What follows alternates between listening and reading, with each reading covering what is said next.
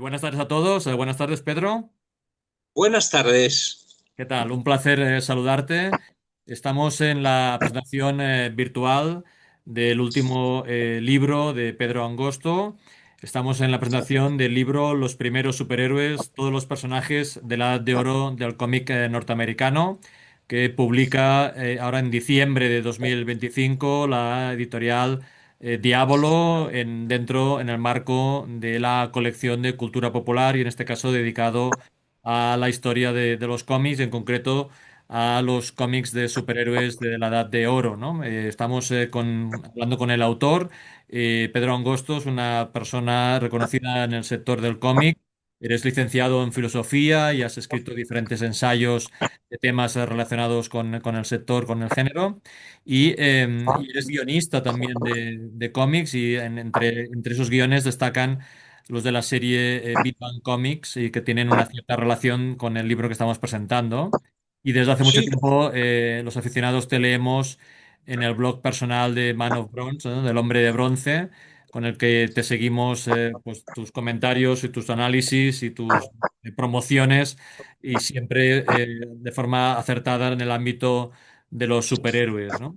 Ahora tenemos la oportunidad de poder leer un libro muy cargado de, digamos, de ilustraciones que acompañan el texto, un texto muy interesante que, digamos, analiza un periodo muy importante de la historia de los cómics, como es, digamos, lo que se conoce como la Edad de Oro. La Edad de Oro es una etiqueta que se utilizó por primera vez en el año 60 en un artículo que hacía referencia, ¿no?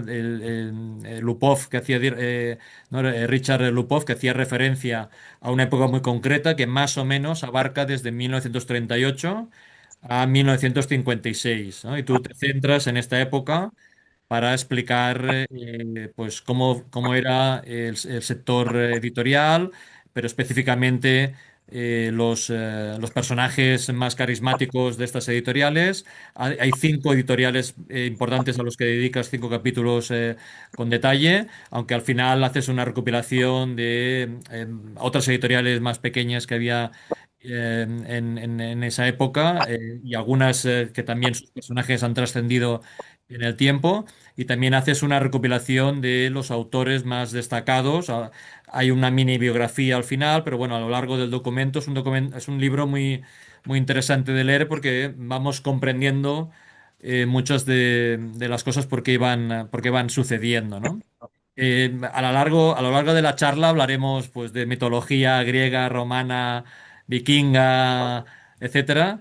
Pero tengo que decir que me ha gustado muchísimo que pones como cita al inicio del libro, como cita, un fragmento extenso, un fragmento de Don Quijote, en el que hace referencia al orden de los caballeros andantes, a la orden de los caballeros andantes, un ideal literario y moral ficticio en el libro de Cervantes, pero que, digamos, se puede relacionar, digamos, con el concepto que conocemos moderno de superhéroe, ¿no? El de defender a los desvalidos, ¿no? El de socorrer a los necesitados, deshacer agravios y enderezar entuertos juntando para los temas, corregir. Dime. que se nos están juntando los temas, que si podía yo ya Sí, intervenir. sí, claro. Bueno, simplemente te quería decir eso, que me ha gustado muchísimo esa introducción porque, digamos, nos sirve también de un momento histórico para situar el concepto de héroe, ¿no? Es una evocación, la de Don Quijote, de la Edad de Oro, tal y como se creó o se definió por Hesiodo, que viene otro fragmento, en los mitos griegos, ¿no? Hay cuatro edades, la de oro, la de plata, la de bronce y la de los héroes, y la de hierro, cinco, perdón. Y en ellas, pues el mundo, digamos, va degenerándose desde un mundo perfecto, edénico, ideal, donde no hay guerra, todos son buenos, no hay que trabajar, etcétera, pues hasta la edad de hierro, que es la que vivimos nosotros, matándonos, envidiándonos, sin virtudes, etcétera. De ahí es de donde Dick Lupov tomó el nombre de la Edad de Oro para un periodo que ya había pasado, que era el del gran boom de los superhéroes, con muchas editoriales, con unas ventas que en el caso del Capitán Marvel de Fawcett, el que ahora se llama Shazam, Ujú. alcanzaron el 1,5 millones de ejemplares mensuales, ¿no? Y a ese mundo idílico con 200 o 300 personajes o más que aparecen en el libro, y con esas ventas y con esa variedad, en el año 55, donde todo eso ya se había agostado, donde todas esas series habían cerrado y prácticamente solo sobrevivían Batman, Superman y Wonder Woman publicados continuamente, pues se le denominó la Edad de Oro como oposición a la Edad de Plata, donde los personajes de entonces, algunos de ellos, no todos, los de DC y algunos de Marvel Timely, vuelven a aparecer, perdón, en nuevas encarnaciones, ¿no? Con nuevos diseños, con nuevas identidades. Entonces, por eso se ha establecido esas dos edades, la de oro desde el 38 al 55, la de plata del 55 o 56 hasta los años 70, 71, cuando ya Kirby cambia a DC, y a partir de ahí la de bronce y la de hierro ya en los años 90, ¿no? Bueno, sí, ahora dicen que estamos en la era del cómic moderno, pero eso es otro tema, ¿no? Pero bueno, tú te centras en el análisis este de los primeros superhéroes, que es muy interesante porque algunos de estos superhéroes se han mantenido en el tiempo y otros se inspiran en aquella época, bueno, pero es una época muy singular, ¿no? Porque habla también de una moral, ¿no? Determinada de una forma de entender, ¿no? Por ejemplo, en los antecedentes de estos primeros, el primer superhéroe es el cómic de Superman del año 1938. En los antecedentes tenemos clásicos enmascarados como en la novela, como la Pimpinela Escarlata o el Zorro, pero en cómic también tenemos el hombre enmascarado, el Phantom, también es anterior, por ejemplo. Sí, sí, Phantom, Flash Gordon son tiras de prensa anteriores, no propiamente comic books, no el cómic que se vende Sí, en formato kiosco, sino que aparecían en los periódicos. Ahí se hace una pequeña, pues, historiografía o historia, ¿no? De los superhéroes que, como tú muy bien has dicho, pues vienen por un lado de los grandes héroes de la mitología, Hércules, Pasón, Teseo, de la mitología nórdica también, por supuesto, se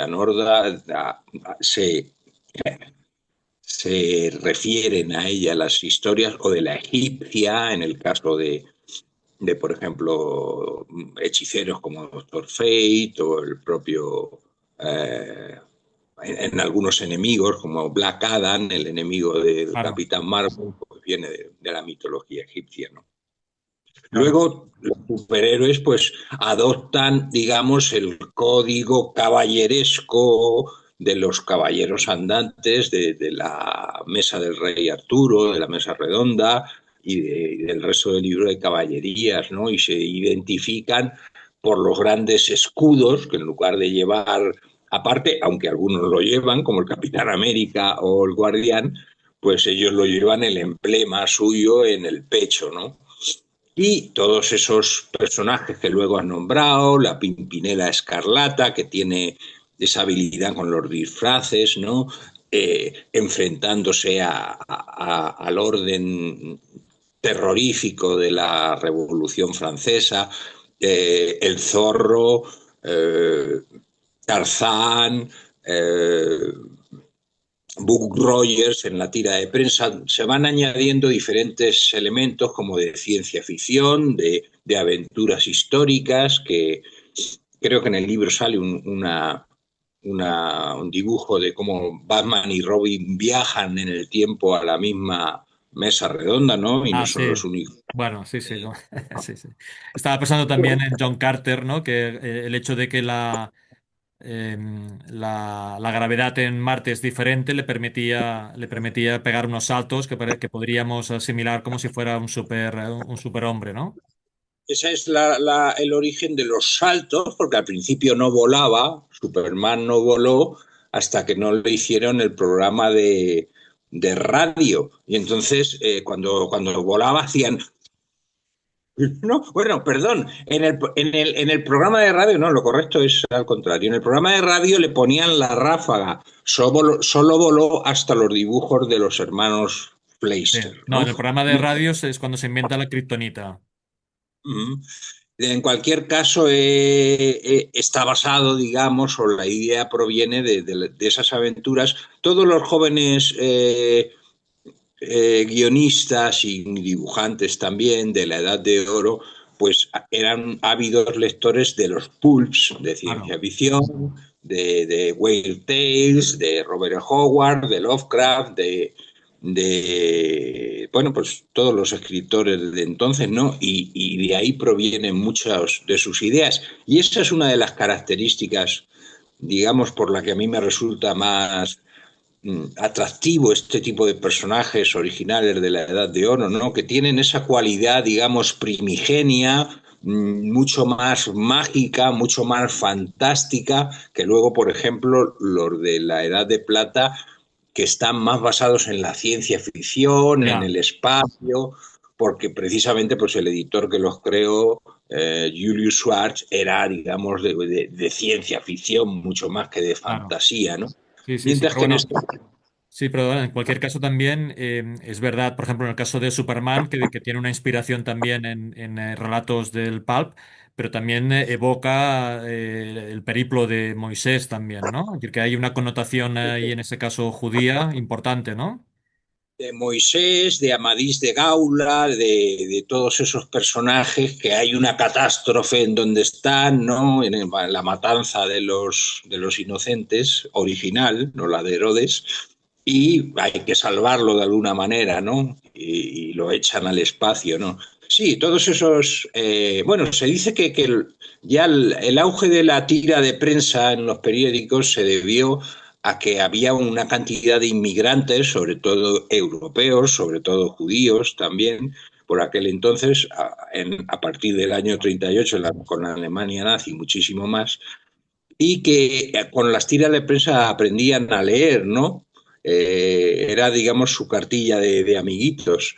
Entonces, hay un gran flujo. La inmensa mayoría de autores del comic book que viven en Nueva York, en su origen, etcétera, o cercanías, pues son judíos, ¿no? Entonces tienen esas propias tradiciones, aunque luego adoptan muchísimas otras, ¿no? Pero está claro que hay un elemento, digamos, místico, cabalístico, bíblico en el origen de todos estos personajes a un nivel más simbólico, por así decir, o Sí. espiritual, si se lo quiere entender así, ¿no? Claro. Ahora que estamos hablando del origen y de la primera época, hay que destacar que el prólogo de tu libro es de una eminencia de la altura de Roy Thomas, escrito por Roy Thomas, expresamente para este libro, y es un texto que recomiendo, digamos, su lectura, porque tiene una parte muy entrañable por lo que le supone a él el recuerdo de las lecturas de cuando era joven. Pero en este prólogo comenta un tema interesante, que es el que hace referencia al hecho de que a veces los héroes están al margen de la ley y es en parte porque la ley es injusta, ¿no? O porque es corrupta. Entonces, ellos, digamos, se erigen por encima del sistema para ayudar, digamos, a los ciudadanos. Y que entronca, y aparte todo lo que hemos hablado del concepto ideal eh, y moral, ¿no? De la orden de los caballeros andantes, está, digamos, en contraposición a algunos comentarios. Últimamente ha habido un comentario que no vamos a replicar para no hacer más famosa, que decía que los superhéroes por antonomasia son fascistas, ¿no? Porque pueden hacer todo lo que les da la gana y nadie puede llevarles la contraria porque tienen superpoderes. Cuando el origen es totalmente lo contrario, ¿no? Sí, por supuesto. Esas son visiones de los personajes, ¿no? Es Alan Moore el que lo ha denominado como fascista, ¿no? Pero bueno, sabemos que lo primero es que Alan Moore ha hecho los cómics mejores y más heroicos de superhéroes, ¿no? Eso es lo primero. Eh, lo segundo, que como tú dices, pues en el origen, en la América de la depresión, donde están todos estos gángsters, los racketeers, los contrabandistas de alcohol, los espías nazis, los quintacolumnistas, ¿no? En una sociedad que ha perdido, por así decir, los principios y donde los fuertes se aprovechan de los débiles, de los trabajadores en paro, de los pobres, de los que viven en los suburbios, etcétera, etcétera, ¿no? Pues la figura del superhéroe enmascarado para que no puedan, digamos, vengarse o atacarlo cuando va de paisano, emerge como un representante del concepto de la justicia Ya, frente a la ley. O sea, claro, la ley es muy respetable en tanto sea justa, ¿no? Esa realidad de una sociedad donde las instituciones no funcionan, pues por lo poquito que yo veo de las noticias actuales de España, sigue vigente, ¿verdad? De España y del mundo, no somos nada particular, ¿no? Entonces, el superhéroe es el que en secreto utiliza sus habilidades normalmente superhumanas o con un entrenamiento físico y mental perfecto, ¿no? En favor de que se haga justicia donde la ley no llega, donde la policía no llega, donde la policía es corrupta, etcétera, etcétera. Se puede argumentar, por supuesto, que todo eso es un entretenimiento ciertamente en sus orígenes, pues infantil y juvenil, ¿no? bueno, y también Y hay que decir que si el héroe tiene estos valores, siempre tiene un antagonista que tiene los valores contrarios, con lo cual al final, eh, digamos, lo que no estamos de acuerdo es que el superhéroe sea el fascista. Los fascistas normalmente serían los malvados, digamos, ¿no? el superhéroe normalmente es reacción a una realidad que ya persiste y a unos villanos que se llevan a la señorita de turno, que la arrastran o que ponen en peligro, que van a volar un edificio o Exacto. que, etcétera, etcétera, con el rayo destructor, todas estas cosas, ¿no? Entonces el superhéroe no se envicia tampoco en el villano, sino que utiliza la fuerza justa Sí, para detenerlo y causar un bien mayor, ¿no? claro. Sí, Pero bueno, que quiero decir que la naturaleza violenta del cómic de superhéroes gráficamente, ¿no? La cosa del puñetazo al malo, pues a lo mejor hoy en día habría que pensarlo y pensar cómo afecta eso a los propios lectores, ¿no? claro. Y si verdaderamente hoy ser un superhéroe sería más bien ser un filósofo o convencer al villano con Sí, argumentos en vez de con puñetazos, ¿me entiendes lo sí. que te quiero decir? Sí, ahora mira, ahora me has hecho pensar en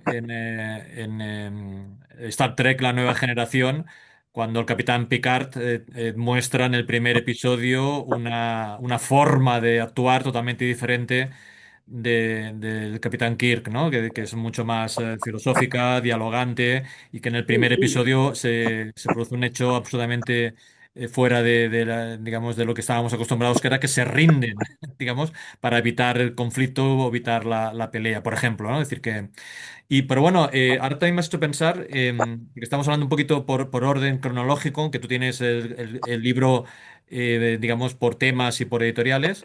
Por orden cronológico, muy poco después del éxito de Superman y luego del éxito en cascada pues, de Batman, Flash y de otros héroes que van apareciendo, es también importante el concepto de la creación del personaje de Wonder Woman, porque su creador precisamente piensa en la importancia que tiene los superhéroes en modelar, digamos, el espíritu crítico de los jóvenes que son los principales lectores de este tipo de cómics, ¿no? Bueno, los superhéroes lo primero es que son un bombazo económico, ¿no?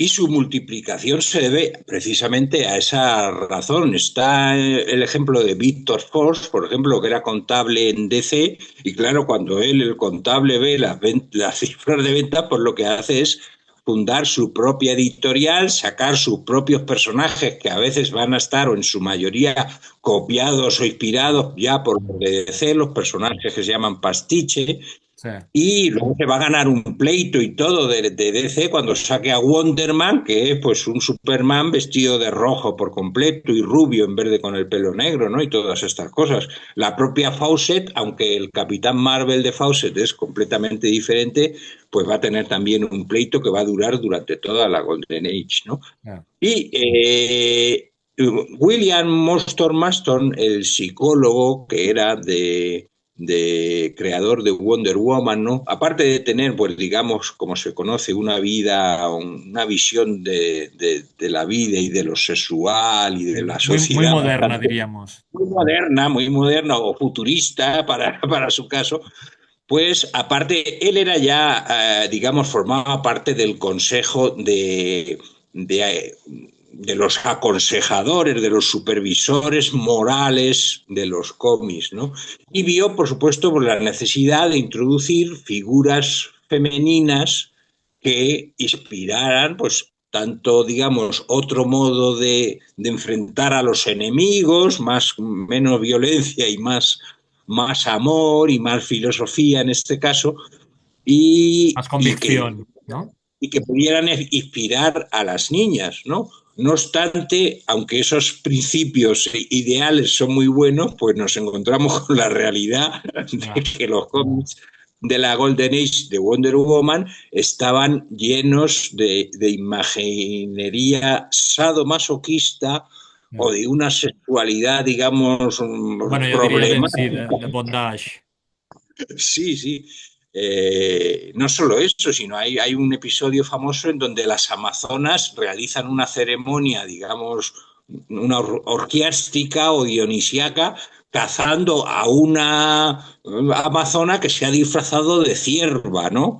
Un poco repitiendo el mito de Acteón y tal, ¿no? Esas cosas como de un banquete caníbal, por así decirlo, son un poco fuertes para que la lean los niños y las niñas, Claro. pero por ahí estaban, ¿no? Bueno, estamos Un hablando caso del muy... año 40, 41, 42 más o menos, y también haciendo pequeños saltos, pero hablando de forma cronológica. Estamos también en un momento pre-bélico en el que tú apuntas en el ensayo que escribes, apuntas la importancia de estos cómics prebélicos, incluso en mentalizar a los soldados de que se podía ganar la guerra, ¿no? Sí, bueno, la razón por la que estos cómics tuvieron esas ventas extraordinarias era porque se utilizaban también para exportarlos al frente, ya cuando Estados Unidos entró en la guerra o cuando estaban todavía en formación en los cuarteles preparándose. Y tienen un componente propagandístico brutal, ¿no? En muchísimas de las portadas, al final hay una magnífica galería de Sí. portadas alusivas a la Guerra Mundial, desde la primera del Capitán América, que aparece pegándole ese puñetazo por un lado violento, pero por el otro tan simbólico a Hitler, ¿no? Que hizo que Joe Simon y Jack Kirby les tuvo que poner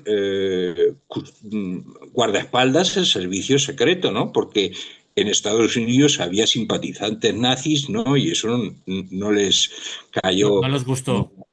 no les gustó, evidentemente, ¿no? Hay muchas portadas en las que salen Hitler, Stalin y Toho de una manera caricaturesca también, ¿no? Ahora, sin embargo, se critica, digamos, esos rasgos asiáticos exagerados con los dientes grandes y tal, ¿no? Y todo ese material no se puede reimprimir en Estados Unidos porque ya no es políticamente correcto, ¿no? Hacer eso con los antiguos enemigos. Pero no solo eso, los cómics llevaban pequeños tiras de cómic donde se aleccionaba a los niños a estar atento de si el vecino hacía esto o aquello, salía o entraba a ver si iba a ser un espía o tal, ¿no? o a plantar en la delantera, en los césped de la parte delantera de la casa, pequeños huertos de la Victoria, que se llamaba, donde criar pues patatas, pimientos, etcétera, autoabastecerse, ¿no? Porque entonces, claro, no Pero sabían bueno, lo que iba. la gracia en este caso es que estamos hablando de que eran dibujos y con poco texto, con lo cual permitía pues que se pudiera leer rápidamente, pues aunque estuvieras digamos en contexto bélico, en que si fueras un soldado, porque dices que una gran parte de la tirada la compraba el mismo gobierno de los Estados Unidos para repartirlo entre los soldados, ¿no? Uh-huh. No, que lo podían liar y llevárselo en el pantalón de atrás mientras que iban avanzando, ¿no? Claro. Ese, por eso también se han perdido tantísimas copias de estos cómics, ¿no? Que luego cuando los soldados volvieron de la guerra, pues todas las madres tiraron las Ya. colecciones. Y por ahí se han salvado algunas y ellos dejaron de leer y se echaron novia y se casaron y fueron tan felices. Ya. Pero sí, hay una historia muy interesante que los lectores de la serie de Question conocen ya porque se adaptó. Alvin Schwartz, que fue un guionista de la Golden Age de Superman y que posteriormente se interesó por temas espirituales, esotéricos, simbólicos y tal, dice que los cómics, los artistas de cómics y los cómics de superhéroes son los que verdaderamente ganaron la guerra de manera simbólica anterior al fin de la guerra, ¿no? Porque eso tuvo un efecto Ah. sobre la mente de los combatientes, pero también espiritual, ¿no? O sea, es una guerra simbólica y que debemos la guerra en el fondo lo ganaron los superhéroes, ¿no? Ya, sí, Que sí. tienen una entidad simbólica, psíquica, más allá, más real que la página de lápiz y papel o tinta, ¿no? Que Bueno, existen un realmente. efecto catalizador para que los soldados se crea que puede ganar, digamos. Está muy bien. Sí, sí. Hablas del concepto de tulpa, ¿no? En el libro comentas esto, ¿no? Una idea que cobra vida en el plano mental a partir de escenificarla, ¿no? Claro, el turpa es un concepto tibetano de una idea que cobra vida propia. En ese sentido, él hablaba de Superman, ¿no? Que es verdad que tiene existencia propia, en tanto pasa por diferentes guionistas, diferentes mentes que lo están creando en ese momento, pero que tienen que, si lo hacen bien, incluir toda la leyenda anterior, ¿no? Claro, pues muy, muy, muy interesante, ¿no? Después también después de la creación de otros personajes en otras editoriales, hay un personaje que me parece muy interesante, que es el de Capitán Marvel, que ahora conocemos, como dices, como Shazam por un problema de derechos del nombre, que fue Uh -huh. el primer superhéroe adaptado al cine. Que eso también hay que indicar que hubo un momento en que Shazam o Capitán Marvel era mucho más conocido o popular que el propio Superman. Sí, sí. Bueno, muchos de ellos, algunos de DC también, otros de Quality, como los Black Hawk, ¿no? Tuvieron los famosos seriales de las matinés, de las sesiones matinales de Y los que cines, eran donde seriales cortos, sí. eran capítulos de 15 episodios, viene a ser el origen del universo Marvel actual, ¿no? Por Aunque ejemplo. nosotros no lo veamos cada semana, Sí. pero cada película se continúa en la siguiente con aquellos cliffhanger donde el malo se quedaba teniendo al superhéroe colgado de algún Y sitio, bueno, etcétera. está todo inventado, te refieres, ¿no? Sobrevivirá la próxima semana, no se Sí, sí. pierdan el capítulo también que luego se retomó para la serie de Batman de los 60, ¿no? Y Sí, en sí. ese sentido a mí me encantó descubrir el serial del Capitán Marvel porque resulta que es la mayor inspiración, yo diría, para las aventuras de Indiana Jones. Es de Ah, ahí de donde Spielberg saca, sobre todo en La Última Cruzada, de esas escenas de caballistas luchando los unos con los otros, ¿no? Incluso el guardián del Grial, el caballero que guarda el Grial, está basado en Shazam, que en la película es un mago que vive en unas ruinas birmanas o algo así, en una exploración que hacen allí en los años 40, ¿no? Con un Billy Batson que no es un niño, que es un chaval ya bastante Bueno, mayorcito, un ¿no? adolescente, digamos.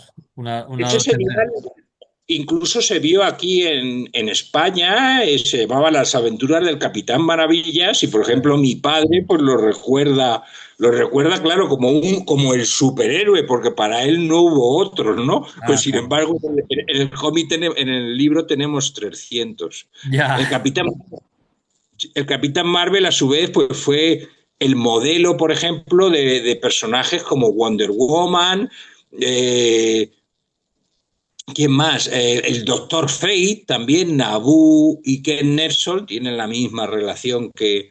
En fin, son modelos que se van aplicando y como habíamos comentado en nuestra ocasión tú y yo, Jack Kirby se quedó tan impresionado con ese origen del Capitán Marvel, ¿no?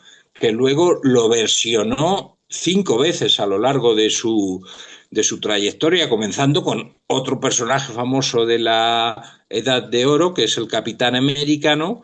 En lugar de un mago y un niño, lo que pone Kirby es un científico muy sabio con una fórmula y unos bitarrayos y un enclencle, ¿no?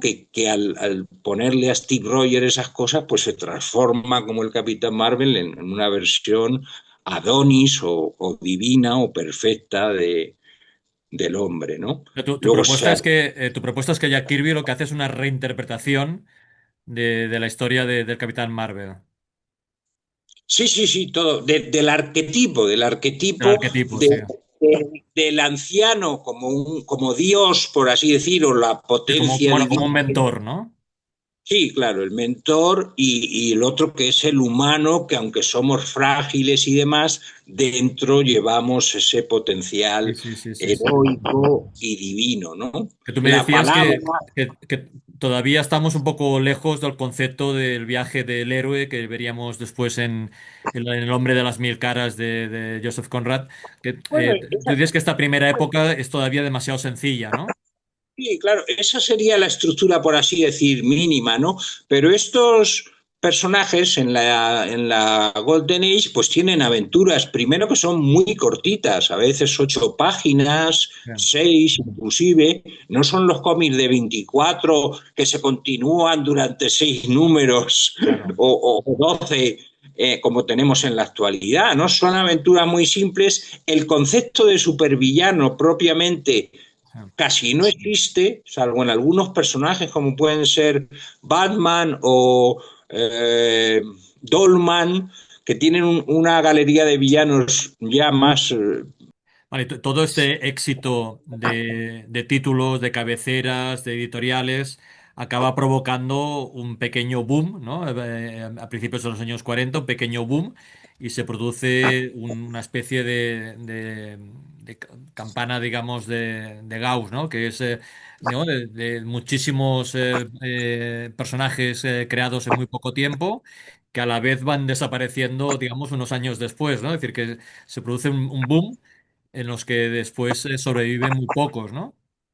Como has dicho tú antes, hay 5 editoriales que son las que actualmente mantienen los derechos sobre los personajes, ¿no? Pero editoriales hubo como 20, 30, 40, cada una con 2, 3, 4, 6 personajes, ¿no?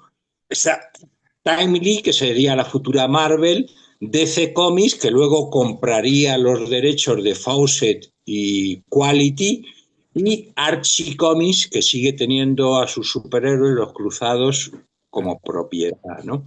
Y luego hay una playa de pequeñas editoriales cuyos cientos de personajes, pues a lo mejor tuvieron 1, 2, 6, 20 aventuras, pero ya no se volvió a saber más de ellos. Como no se han seguido publicando, esos personajes han pasado con lo que se llama dominio público. Y hoy en día cualquier autor de todo el mundo puede realizar y realizan en ocasiones versiones con esos personajes, ¿no?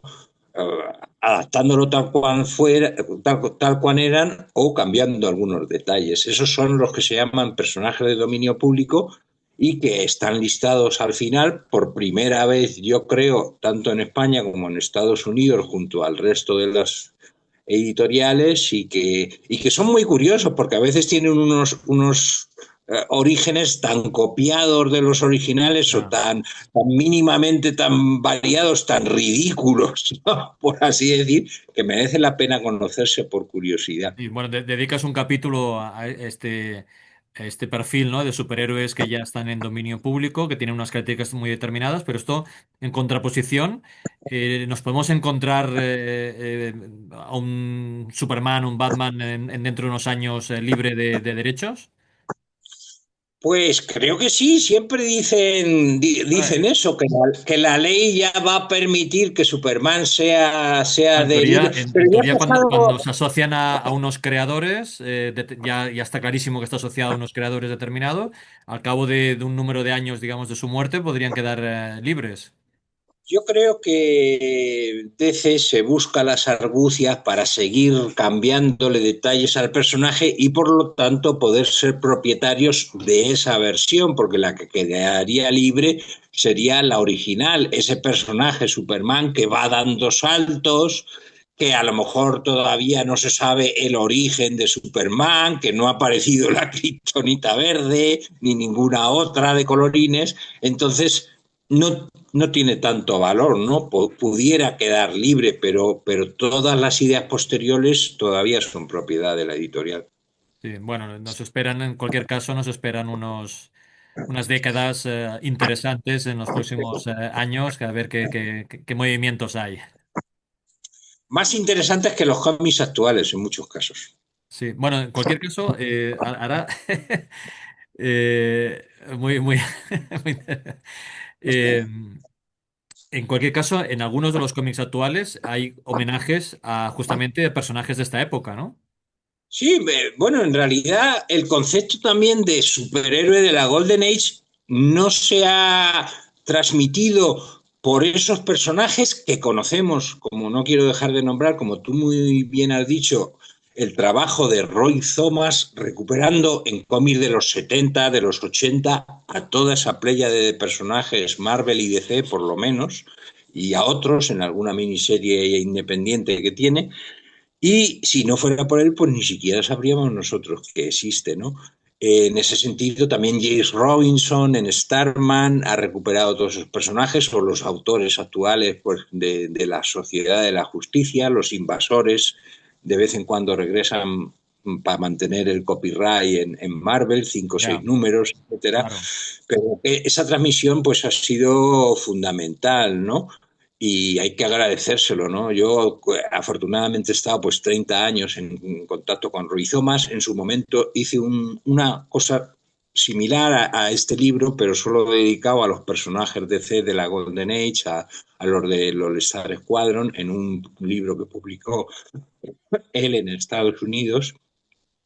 Y ahora pues me ha devuelto el favor con ese prólogo donde él repasa también cómo todo lo que hacemos, incluso los guionistas actuales, pues está basado en cosas que hemos leído en nuestra niñez, ¿no? Perdón, que me he resfriado. Sí, bueno, hay que poner en valor que tengas un libro publicado con un prólogo de Roy Thomas y yo creo que prestigia el resto del texto, bueno, que es una aportación muy, muy interesante. Pero también hay que destacar que el epílogo del libro tuyo está firmado por Gary Carlson, que también es una persona emblemática, que es el creador de Megaton, pero también es el impulsor de la serie de Big Man Comics y que es una persona también que realiza una aportación muy interesante, que también muy evocadora de una época muy concreta, que es en este caso de su infancia, ¿no? Como hemos dicho, hemos conocido a los superhéroes de la Golden Age también por los pastiches, las copias, los homenajes. Por ejemplo, los Minutemen de Watchmen tienen ese concepto de superhéroe de los años 40. Claro. Y Gary Carlson fue de los primeros en hacer también ese tipo de personajes como son los caballeros de la justicia de Tierra B, ¿no?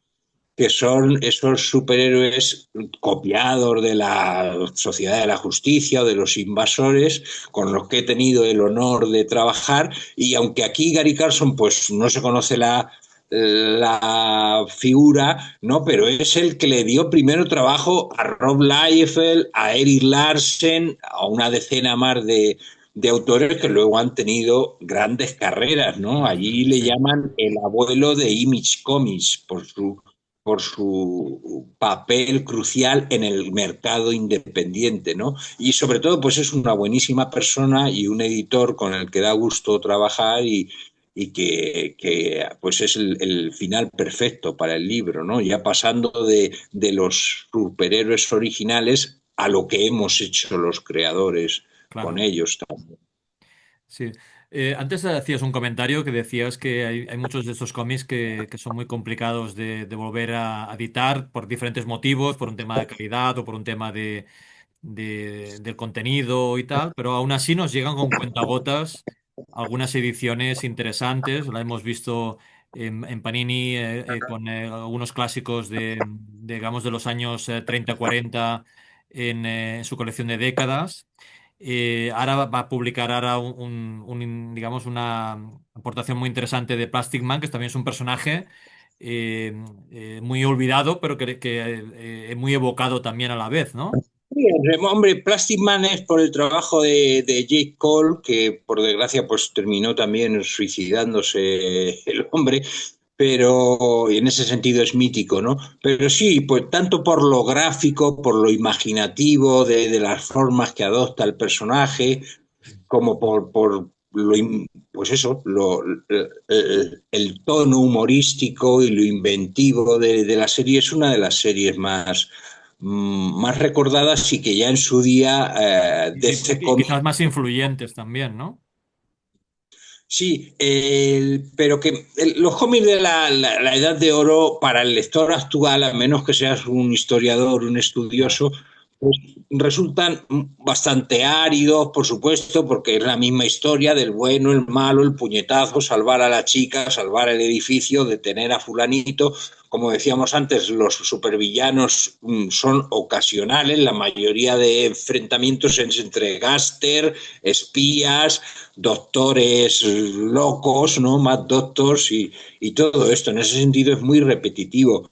Yo he sí. leído muchos cómics de la Golden Age, de los DC Archives, ¿no? Y bueno, pues tienen ese valor de ver cuándo aparece tal idea, tal concepto, cómo se va modificando el personaje, Sí, sí, pero sí, que no son aventuras que te queden imprimidas de claro. decir, oh, qué gran literatura o qué gran concepto, ¿no? Lo que Pero tú quizás decías del lo que camino. acabas de explicar, que digamos sería la respuesta al por qué acaban, digamos, bajando la calidad o bajando las cabeceras o bajando las ventas, ¿no? Seguramente va por eso, ¿no? Es decir, que los Se autores no quedan acompañaron resumidos. a los lectores, digamos, en su crecimiento personal, digamos. Claro, exactamente. Se quedan en ese tono infantil y cuando los soldados ya vuelven y se casan, pues ya no hay público suficiente, ¿no? Por eso solo sobrevivirán durante algunos años Superman, Batman, Wonder Woman y algún personaje secundario como Aquaman y cosas así, ¿no?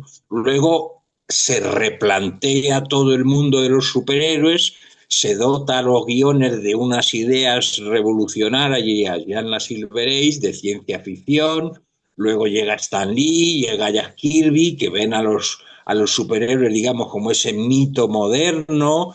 Steve Ditko, por ejemplo, es el que crea verdaderamente el villano mensual, ¿no? Doctor Octopus, Kraven, Buitre, en Spider-Man, todas esas influencias. Y ya Roy Thomas, que llega como fan tanto de los cómics de los años 80, o sea, 40 como de los 60, que él ha comprado como joven, Sí. pues eso crea el cómic de la Silver Age como una cosa absolutamente distinta y artísticamente pues mucho más profunda y mucho más enriquecedora, ¿no? Pues sí. Oye, es un placer escucharte y ha sido un placer leerte. De verdad que lo he disfrutado muchísimo. Hay muchísima información que no conocía y que pronto pones a disposición. El libro está muy bien ilustrado con portadas que nos da rápidamente la referencia visual de los trajes, de la época, del mensaje que querían transmitir. Y bueno, yo creo que ha sido un análisis muy interesante, muy escueto para incentivar que los que nos estén escuchando se acaben leyendo el libro y que del éxito, digamos, de esas ventas, de esas lecturas, permita que continúes trabajando, analizando este género porque me parece muy apasionante y da para mucho todavía, ¿no? Pues esperemos, yo creo que cualquier fan de los superhéroes, sea en los cómics o sea en el cine, puede encontrar este libro por la variedad de personajes y de anécdotas y de orígenes, pues interesante, ¿no? Aunque solo sea a nivel de consulta.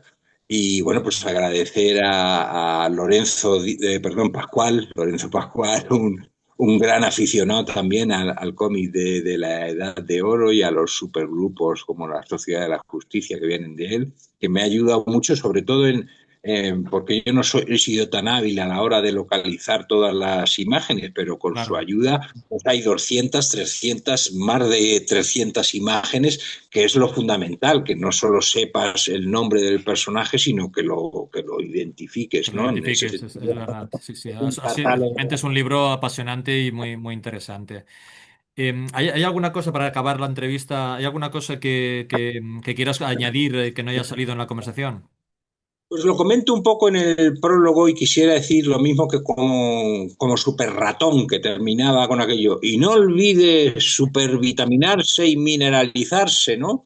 Yo creo que ese concepto de los superhéroes en blanco y negro, el bueno y el malo, sin opositar o sin polarizar la bondad y la maldad, ¿no? Hay que recuperarlo un poquito, no ya en la ficción, sino en nosotros, ¿no? Que vivimos tiempos muy complejos y donde los que sean o se consideren o aspiren a ser buenos tienen que actuar como los superhéroes, ¿No? al instante y con energía y decisión, ¿no?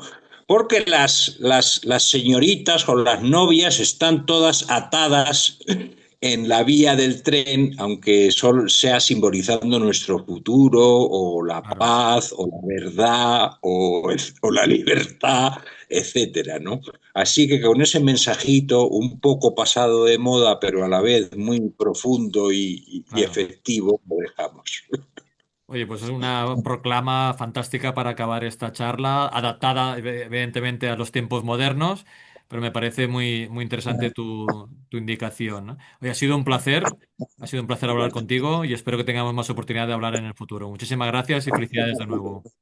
Gracias a ti, Jordi. Gracias por la entrevista. Hasta la próxima, adiós. Adiós.